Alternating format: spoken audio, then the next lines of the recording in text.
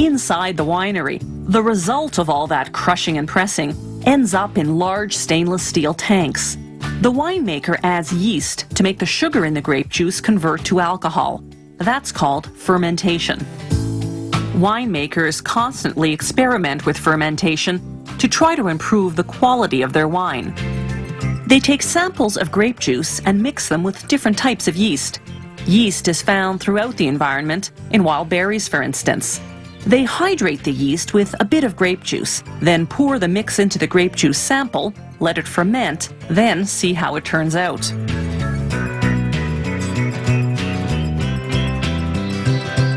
The big fermentation tanks are refrigerated, and monitoring their temperature is critical. White wine must be fermented at 17 degrees Celsius, red wine at 30 to 35 degrees Celsius. The fermentation period depends on the type of wine. White wine has to ferment for 3 weeks, red wine for just 10 days. Rosé wine is somewhat of a half-breed, made with red grapes but fermented slowly, like white wine. It comes out pink. There's an extra step in making red wine. During fermentation, they drain the tank to aerate the wine. The oxygen helps the yeast work faster over the short 10-day fermentation period.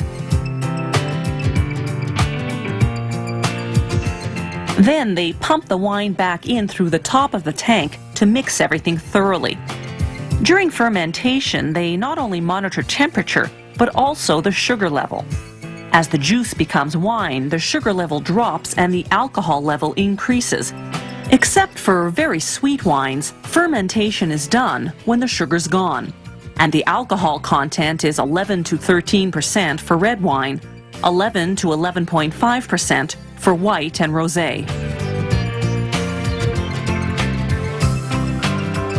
The wine is stored for a few months, then it's run through several pressure filters to remove any particles. Then comes time to bottle the wine.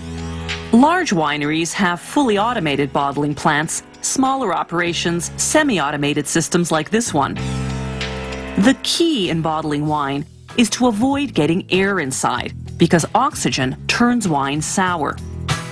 The colored wine bottles protect the wine from light, which can also affect the taste. People have used cork to plug wine bottles since ancient times because it creates a tight seal that keeps the air out. Cork, incidentally, is a type of tree bark. It grows back so the tree isn't harmed.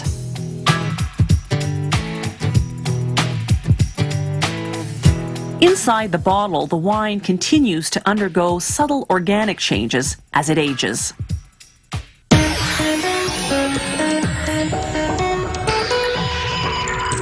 Nowadays, you have to be pretty high up in a company to have a solid wood desk. Your desk is more likely made of pressed wood, an inexpensive alternative made from lumber byproducts. Particle board is a common type of pressed wood.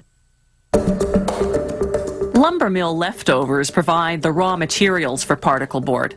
The process starts with truckloads of sawdust. The next ingredients are wood shavings and wood chips from all types of lumber. They feed those chips and shavings into a large mill that works like a giant food processor, chopping them up into little bits. When the milling's done, the particles are between 0.2 and 5 millimeters big and less than 0.7 millimeters thick.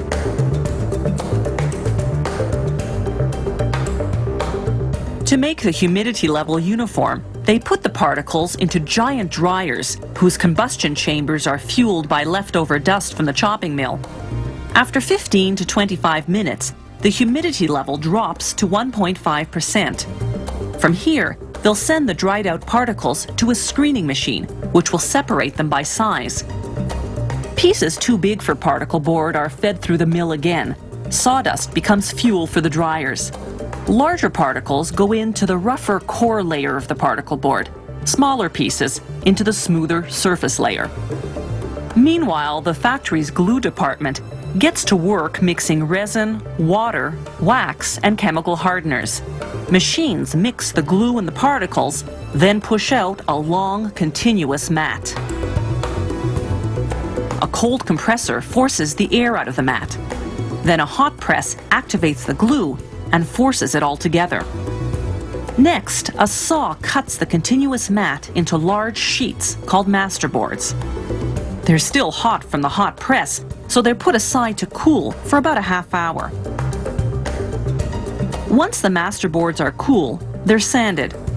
Then a stacking machine piles them about 80 sheets high.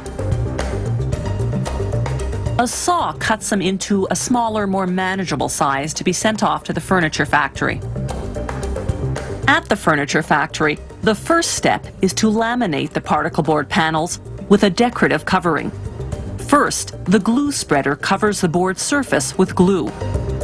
Then another machine sticks on a 4 to 5 foot strip of decorative paper fortified with resin, varnish, and other chemicals.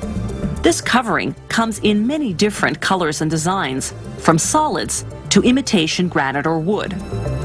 A blade cuts the paper between each board.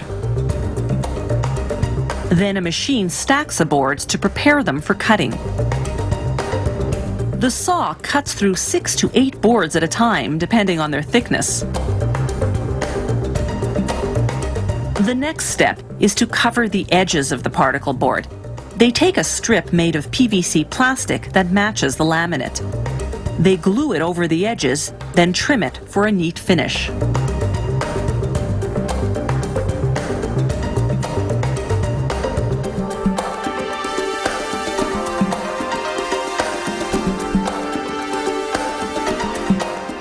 Next, they prepare the pieces for assembly. A multiple head drill makes screw holes in the panels. Meanwhile, they prepare the bag of hardware. There's a separate bin for each screw, nut, bolt, and connector. The machines count out the exact number of hardware each piece of furniture requires.